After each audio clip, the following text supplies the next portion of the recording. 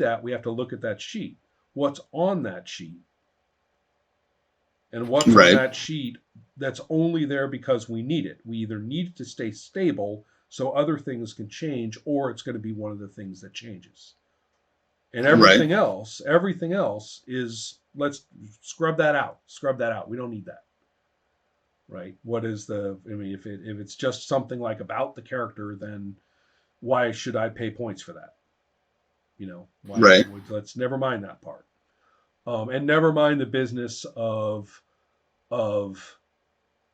this goes back to some features of early Champions culture where you're kind of fascinated with like points as this indicator of superhumanness, and some kind of scale. And that's very DC Heroes. You can see that's coming right back from DC Heroes. Well, I'm this much over the human norm. I'm 3 times the human norm. I'm 10 times the human norm. I'm this. And let's say, okay, is that one of the things that stays stable about the character? Is that one of the things that changes? In what way? That's so. I suggest, let's look at what that character sheet should be. What should be on it, so that I can play. Right. And the elegance. You've been like beating your brains out over this point system, the build system, for a decade now, right? Well, but what I'm really wanting to look at is the agendas. That's is basically making a character, let's say in just a meat and potatoes game. That's easy. That is child's play. No matter what game you're playing, we can make characters. The insight between this conversation has given me like another idea of how to do it, which I might try to write up tonight. But my work here is done. Right? That's right, exactly. But how to change the world is what I'm trying to figure out. And so I gave you like one of the documents was just called Agenda. Yeah, one way that that's written, and then there was an alternative way. That was the one document was like agendas new or something like that, right? Yeah. Mm-hmm. Right. And because, your pantheon as a pantheon, it's like, okay, together, combined, we have the power to make these changes. What do we want to do? And there's actually 3 different ways, because if you look at Hellas and Atlantis, they've actually got a system in it to change the world as well, right? Especially in Hellas. But I want something that is cognitively easy for us at the table, because I could make it so incredibly complicated and have so much minutia. One system basically had a sympathetic like attributes, like if you change civility to this goes down, right? And which I kind of like, right. Mm-hmm. But I remember that in Atlantis, actually, something like that.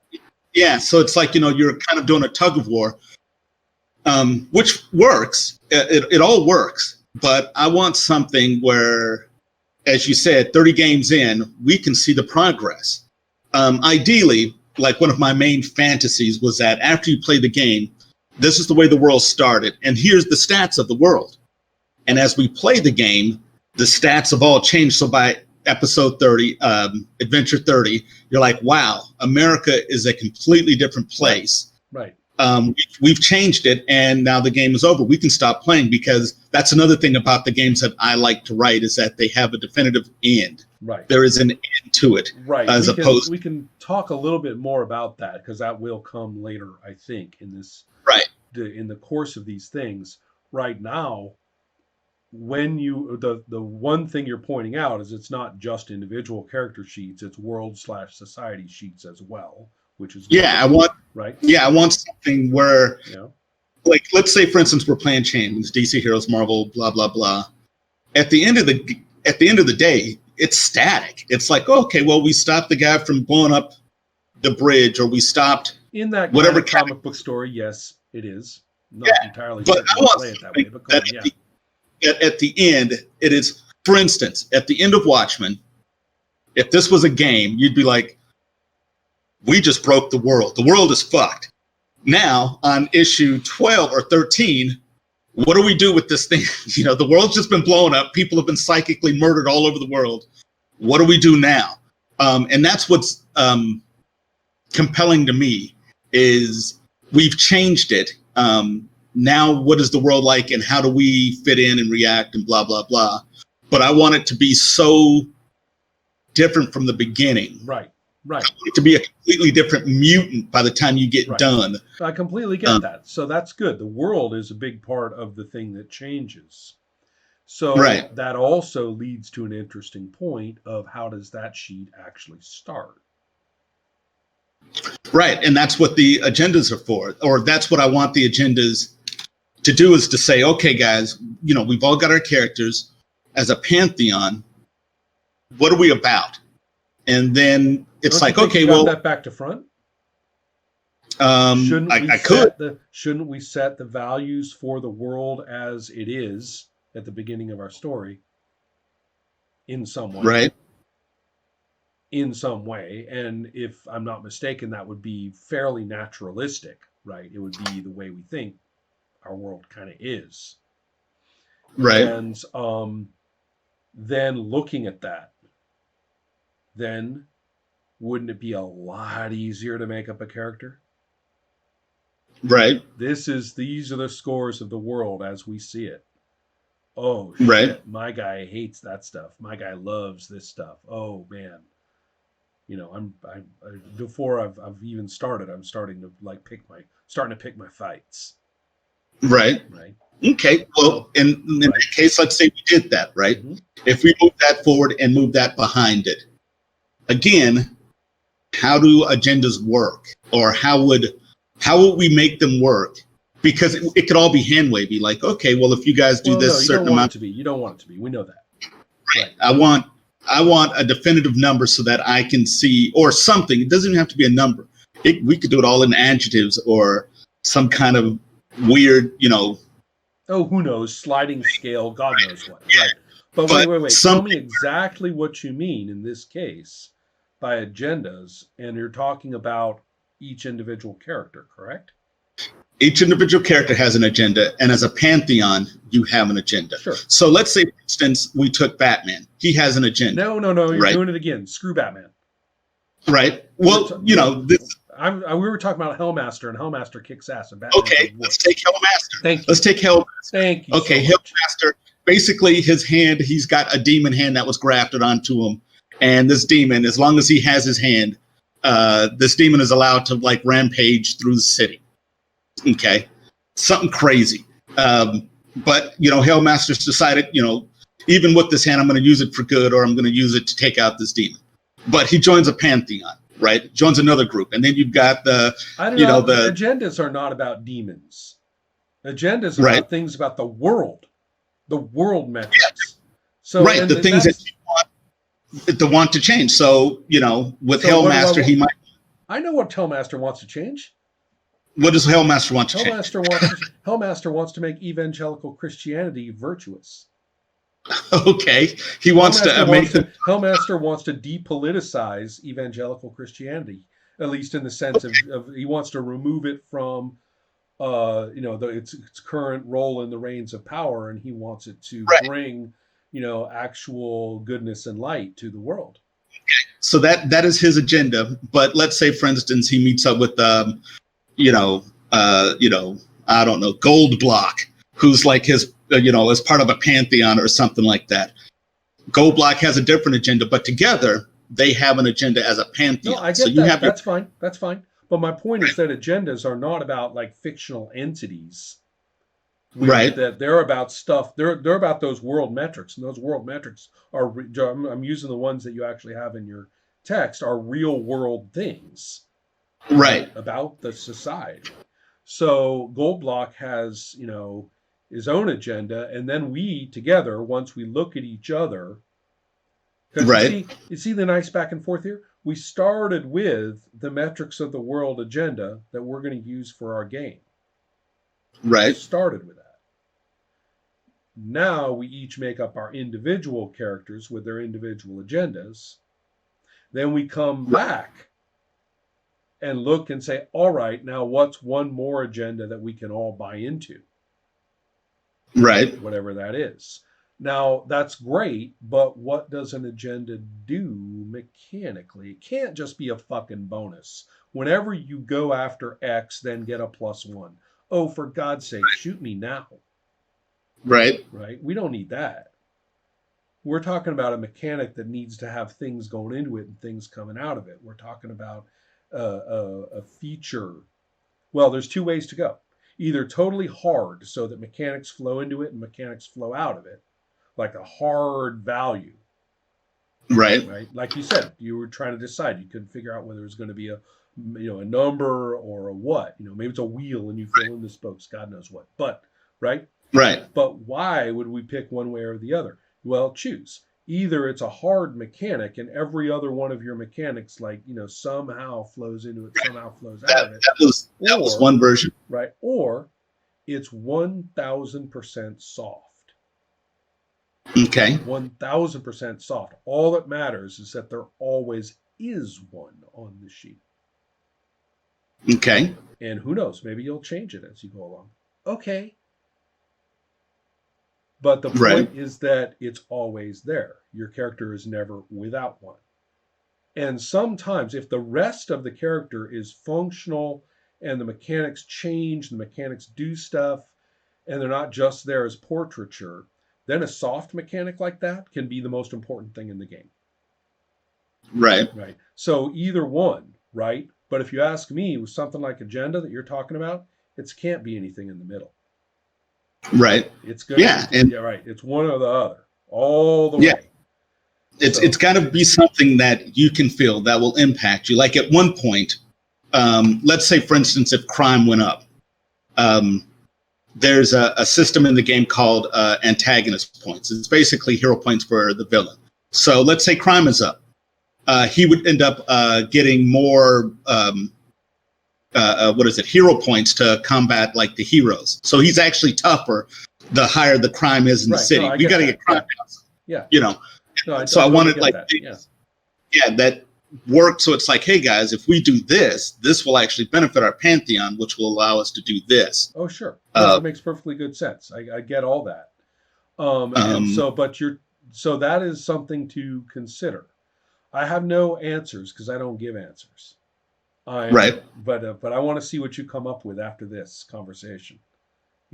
But the most important thing is you are not stuck in where the history of the game's early design placed you. There were things that were necessary for you to do back then, given the way you looked at games, given the way that the publication history went. Right. But they're not there anymore.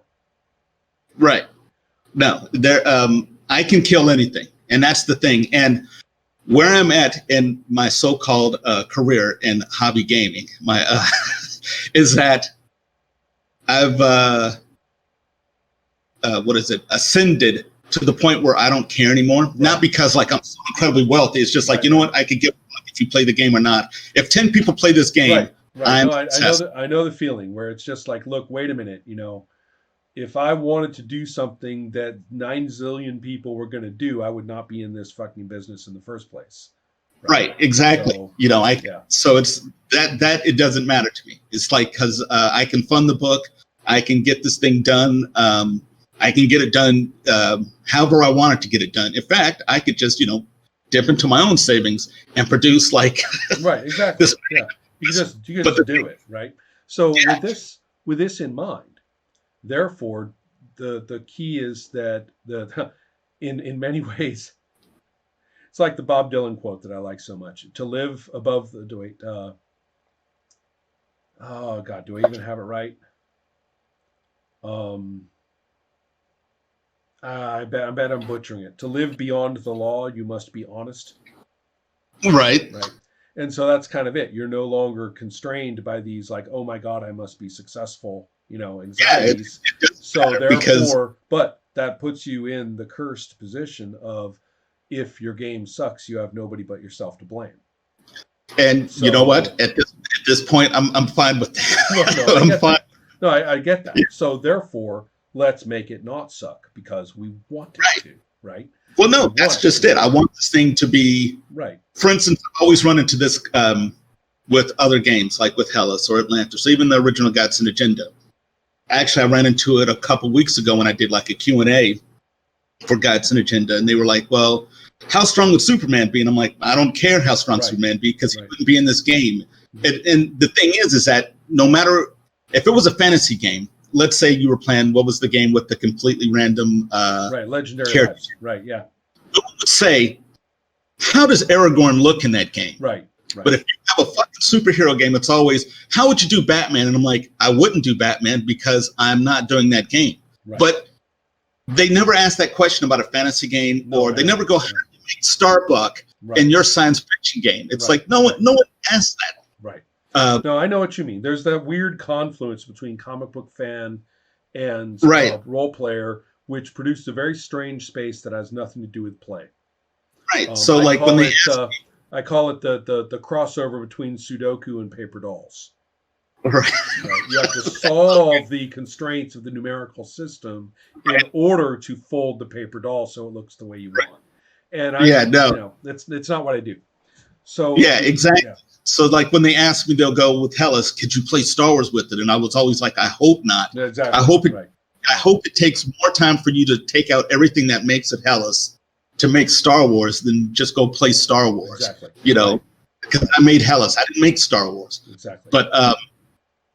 But yeah, with Godsend Agenda, I want it to be its own thing. Now, the underlying system I'm going to use for a different game. But the thing is that this thing could be anything I want it to be. Right. Because it's not beholden to anything but me. Now and yes, we're it talking. has. You see, now we're talking. This is what I want to hear. This is where again I say, well, now that I threw a little lighter fluid on that particular fire. Right. Now that I've done that, now the question goes back to what I asked a bit ago, which really is the powerful question on the character sheets and on the world sheets. What changes? Right. And what stays stable, and in your current conception of the game, what's absolutely superfluous to either of those. Right. Now I've got an idea of I'll probably spring it on you later. Yeah, do some scribbles. We feel like we're not done, and that's the time we stop. Right. That's the time we got to stop right here and let your brain go do the things. Right. But yeah, the one thing that has been vexing me is just how to make agendas work at a table when we're all just sitting there, how to make those numbers or mechanics work, or how to make that work. But the question I asked about the actual items on the sheet, that's the solution to it. Okay. Right. That's the solution to it. And so in other words, let's not think of objects, let's think of motions, right? Of things that change, and then it will be very easy to see what those things, are when you make them first. So, see about that. I mean, what would be fun? What would be fun to change on a Godsend Agenda's characters sheet? Right. Yep. Right. Now, I think that's what I need to do and I think maybe the key to it is that Hellas had it and Atlantis has it. Godsend Agenda doesn't have it yet, but I can do it. Is basically the life path. I think the life path will make, because for one, it'll make this thing come to life in the sense. Considered, again, flipping it so you don't come up with the character concept of the powers and all that stuff. No, that's just it. Is bake that all into a life path so that essentially you pick, like what you were saying, how essentially I would present 6 different doors, and those 6 different doors would be: do you want to go through this Elohim door, this Chimeran door, this door? And once you go through, that's what you pick. And then once you go through, it's like, oh. And 1450 AD, you did this. So now put that on your character sheet, and then that way it does the world building for you. It puts you into the game because now you're invested. Because now that way I can control how your characters know this character. And well, see, you're telling me. I want this on. Write this stuff down. Right. I've got no. It's swirling. That's this is where I gotta clip my. I Well, gotta no, clip and it. that's it's good, and that's and honestly, it's the thing that when you just sit in your home in your your basement, attic, or living room or whatever, and you make your little games by yourself, that's the one thing that you're missing is someone else to bounce it off of. So with like the consultation, it's like, okay, let's talk this thing through, and someone might say, Jerry, that sucks, this is the way I would do it, and I'd be like, hey, fuck you. And then Exactly. later on, Exactly. then I'm like, he was right about that, that motherfucker, I god know. damn I it. know. I know. Oh yeah. Yeah. You Gotta hate those that's guys. I need that, because I could create this thing and it would only be my small life experience. And Next time, right, we're going to talk yes, about something called currency and something called bounce. So okay, that's what we'll do. absolutely, All okay. right. Well, you've helped me out here. I really appreciate it. I'm really enjoying this. This is work I really appreciate having the opportunity to help with. So I'll see you later, Jerry. Take care. See you later.